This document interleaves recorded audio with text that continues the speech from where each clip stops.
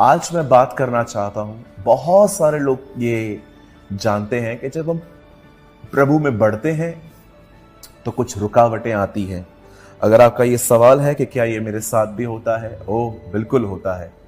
और आज मैं आपको बताना चाहता हूं कि ये क्यों होता है और हमें तब क्या करना चाहिए कि जब हम प्रभु में बढ़ें और रुकावटें आए।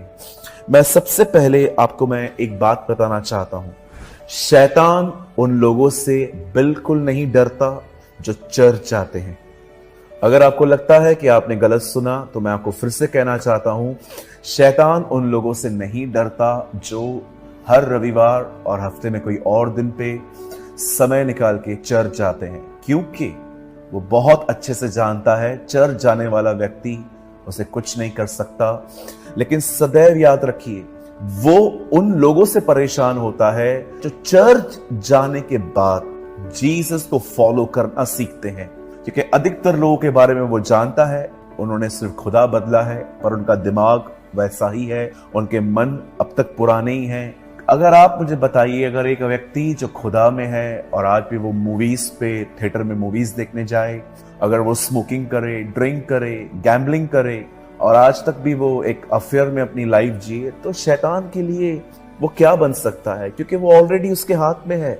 शैतान उनसे नहीं घबराता, उनसे नहीं डरता जो सारा दिन सेलफोन लेके बैठे हैं, पबजी खेल रहे हैं। शैतान उनसे डरता है जो चर्च के अंदर आके बड़े वचन को ध्यान पूर्वक सुनते हैं, समझते हैं और उस वचन को सुनने के बाद वो निर्णय लेते हैं कि वो वैसा ही जिएंगे जैसा उन्होंने सुना था। जब कोई व्यक्ति ये करना स्टार्ट करता है तब वो जान जाता है कि ये आदमी उसके लिए बड़ा खतरनाक है, क्योंकि ये गंभीर हुआ है। अब ये खुदा के साथ एक संबंध रखेगा और खुदा इसे अपनी अभिषेक से भरेगा और इसी अभिषेक के द्वारा ये बहुत सारे लोगों को बंधनों से छुड़ा लेगा।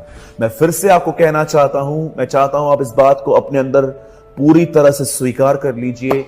शैतान उनसे नहीं डरता जो कलीसिया में जाते हैं। शैतान उनसे नहीं डरता जो सिर्फ वचन को सुनने के लिए यहां आते हैं। शैतान उनसे भी नहीं डरता जो बड़े सुर निकाल के गीत गाते हैं। ये सारी बातें अच्छी हैं, लेकिन ये इफेक्टिव नहीं है। इफेक्टिव तब होती है ये चीजें जब आप अपने लाइफ में एक डिसीजन लेते हो कि जो मैंने सुना है उसको मैं फॉलो करूंगा। वो निर्णय उसे घबरा देता है, डरा देता है। और अगर आप एक ऐसे व्यक्ति हैं जिसके साथ ऐसा होता है कि आप निर्णय लेते हैं और उसके बाद आप गंभीर बनते हैं, जब बढ़ने की कोशिश करते हैं रुकावटें आती हैं, ये आएंगी क्योंकि वो जानता है आप ही वो व्यक्ति हैं जो बहुतों को खुदा के पास ले आएंगे। जब आपके पास रुकावटें आए, जैसे कि अचानक आपके परिवार ने आपको चर्च जाने के लिए मना किया, अचानक आपको ऐसा ड्रीम आ गया कि आप डर गए, अचानक वो अफेयर जो आपने तोड़ दिया था वो आपके जीवन में वापस आ जाए, या आप देख रहे हो कि कोई आपका विरोध करे या आपके दोस्त आपको छोड़ दें। तरह तरह की प्रॉब्लम्स आती हैं जब हम प्रभु में बढ़ते हैं। ये पौलुस भी कहता है कि जो लोग मसीह में भक्ति के साथ जीवन बिताना चाहते हैं वे सताए जाएंगे। ये हुआ है। यीशु मसीह ने साफ कहा, धन्य हो तुम जब धार्मिकता के कारण, फॉर द राइट लिविंग, जब तुम सही जीवन जियोगे तुम सताए जाओगे। क्योंकि इस दुनिया के अंदर कोई नहीं चाहता कि कोई सुधरे, हर एक को बिगड़े हुए व्यक्ति पसंद हैं। अगर आप शराब पिएंगे, आप स्मोकिंग करेंगे, आप जुआ गैम्बलिंग करेंगे, तो सब आपको कहेंगे कि ये तो खानदानी व्यक्ति है, ये तो अपने खानदान का पेशा अपना रहा है। लेकिन अगर आप सुधरेंगे तो लोग आपको कहेंगे आपने धर्म परिवर्तन किया है, आपको पैसा मिला है जीसस को एक्सेप्ट करने का, वगैरह वगैरह। आपके ऊपर बहुत सारे एलिगेशंस लगते हैं चुप चुप के। लेकिन हम जानते हैं कि हमने क्या स्वीकार किया है। हमने धर्म नहीं, हमने अपने परमेश्वर को अपना जीवन दिया है जिसने हमें बदल दिया है, और इस बदलाव को लोग अलग अलग तरह से बुलाते हैं।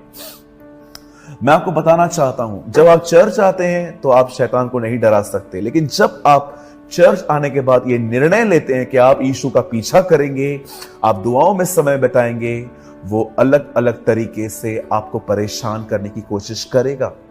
वो अपने एजेंट्स को यूज करेगा, वो लोगों को इस्तेमाल करेगा आपको डिस्टर्ब करने के लिए। जैसे उसने अय्यूब की पत्नी को डिस्टर्ब किया, अय्यूब को परेशान करने के लिए उसने पतरस को यूज किया, जीसस को डिस्टर्ब करने के लिए, लेकिन बहुत स्ट्रांग था यीशु।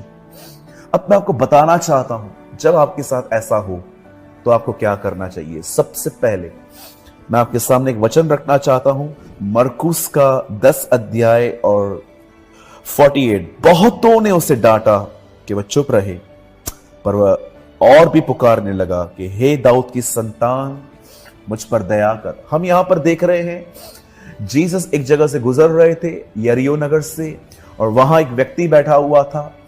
वह आदमी भिखारी भी था और अंधा भी था।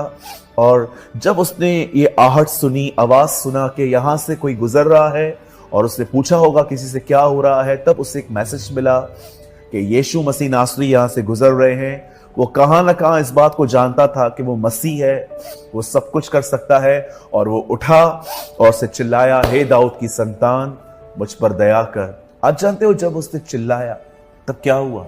लोगों ने उसे रोका, लोगों ने उसे कहा चुप रहे, शांत रहे। उसकी आवाज उनको इरिटेट कर रही थी, उनकी आवाज उनको अच्छी नहीं लग रही थी। उन्होंने कहा चुप हो जा। आज भी आप प्रभु में बढ़ोगे, लोग आपको कहेंगे ओवर स्पिरिचुअल बन गए हो, ज्यादा आत्मिक बन रहे हो, जब से इस मिनिस्ट्री के अंदर गए हो कुछ ज्यादा ही शांत हो गए हो। कई लोग आपको कहेंगे कि आप ये बन गए हो, वो बन गए हो, आप चुप रहोगे, लोग आपको घमंडी कहेंगे। मुझे आज भी याद है, मैंने एक वर्ड सुना था और मैंने डिसाइड किया था मैं कम बोलूंगा, और इस चीज को बहुतों ने सोच लिया कि मैं घमंडी बन गया हूं। बल्कि मैं घमंडी नहीं था, मैं एक प्राइस पे कर रहा था जो खुदा ने मुझे कही थी। आप प्रभु में बढ़ोगे, लोग आपको रोकेंगे, लोग आपको कहेंगे ओवर स्पिरिचुअल बन गए हो, बहुत इशू करते हो। कई लोग आपको कहेंगे हर हफ्ते जूम मीटिंग अटेंड करने की नीड ही क्या है, बस संडे सुनो, बहुत है। याद रखिए, जब लोगों ने बरतुमाइस के पुत्र को, तिमाई को, उसको रोका, बाइबल बताती है वो और चिल्लाने लगा, वो और पुकारने लगा। मेरे भाइयों, मेरी बहनों, रुकिए मत। याद रखिए, टेस्टिंग आई है, एग्जाम आया है, एग्जाम के बाद प्रमोशन है। घबराइए मत, ये आम बात है। आप शैतान के लिए विस्फोटक बन रहे हैं, इसीलिए वो घबरा गया है। इसलिए ड्रीम्स, लोग अलग अलग तरह से वो आपको डिस्टर्ब करने की कोशिश कर रहा है। बरतुमाई रुक नहीं गया, उसने उसको और पुकारा। रुकिए मत, खुदा को पुकारिए कि प्रभु मुझे ताकत दे कि मैं लोगों के ताने, उनकी अब्यूज्ड लैंग्वेज, और मैं बहुत कुछ सह पाऊं, और खुदा आपको फजल देगा। आप जानते हो उसके बाद क्या हुआ? पुकार प्रभु यीशु तक पहुंच ही गई, और यीशु ने कहा उसे बुलाओ।